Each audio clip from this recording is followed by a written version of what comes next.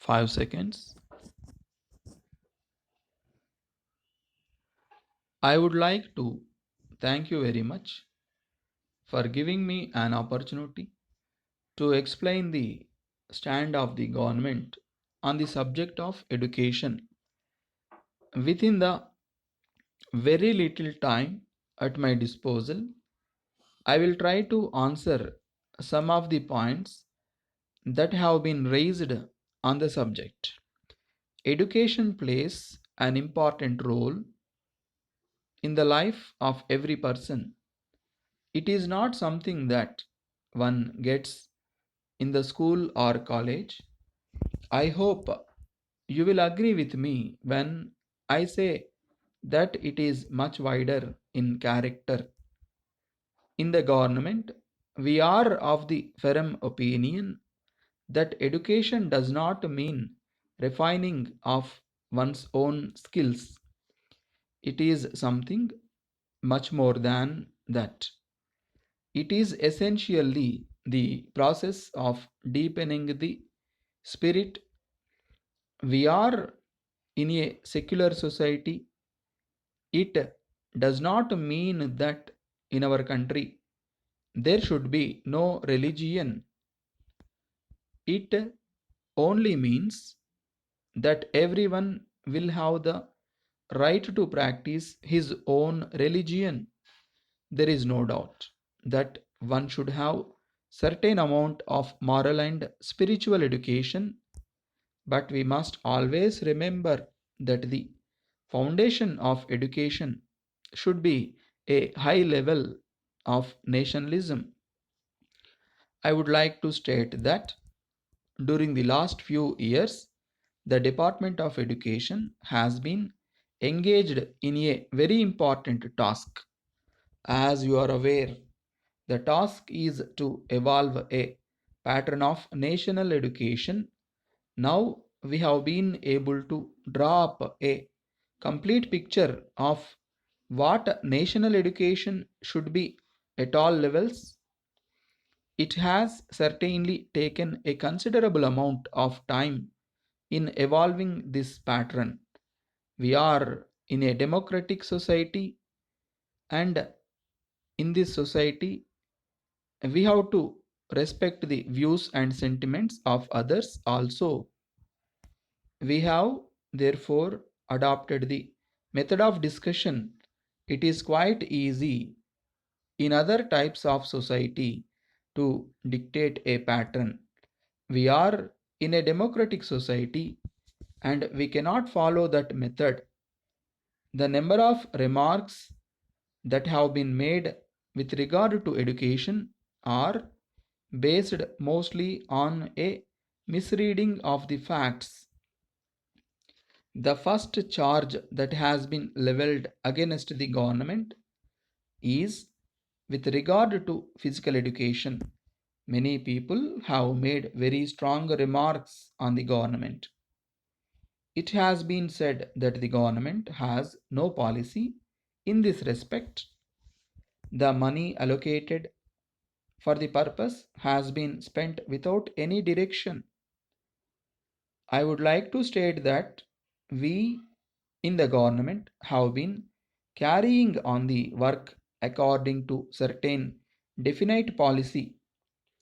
The government has the definite policy and also program for the development of physical education. In giving grants for physical education, it is the policy of the government to see that the institutions must have taken up certain amount of field work. The government is giving grants only to those institutions which have gone to the grassroots level and carrying on the work. Secondly, in order to receive grants from the government, the institutions must have an all India character. These are the main two considerations which the government has in view in giving grants for physical education with regard to the sports also. we are giving grants only after scrutinizing the complete details in each case. The government have recently appointed an All India Council for Sports to examine the proposals received from time to time for grants. In this connection, I would like to make the policy of the government clear. It is the policy of the government to encourage the indigenous games and sports. We are at present collecting information about all the centers that are engaged in this task. I would like to say a few words about the development of technical education also. One of the most important points that has been mentioned here is that the funds and resources of the government that are being placed at the disposal of the institutes are too meager to do justice to the task they have taken up. It is true that if we have more funds, we can give better education. However, I am happy to state that the achievements that we have already made in this field are by no means insignificant. I have a large number of facts to show the progress that we have made.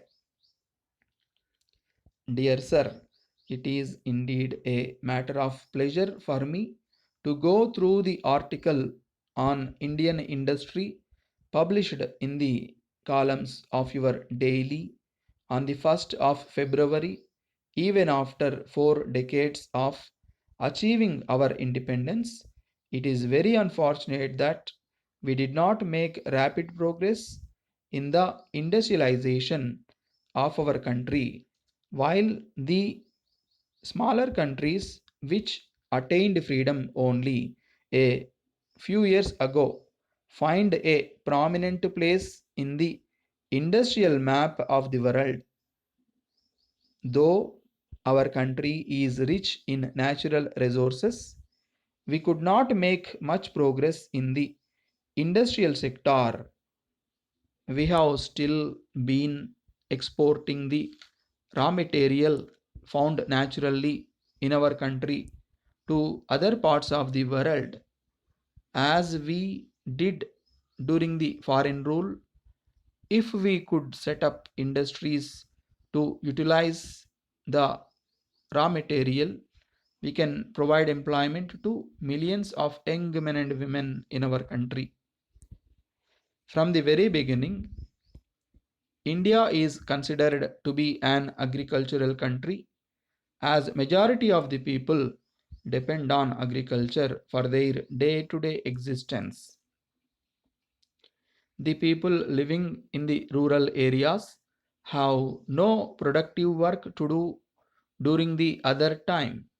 Those people would really be happy if village and cottage industries are set up utilizing the agricultural produce available locally.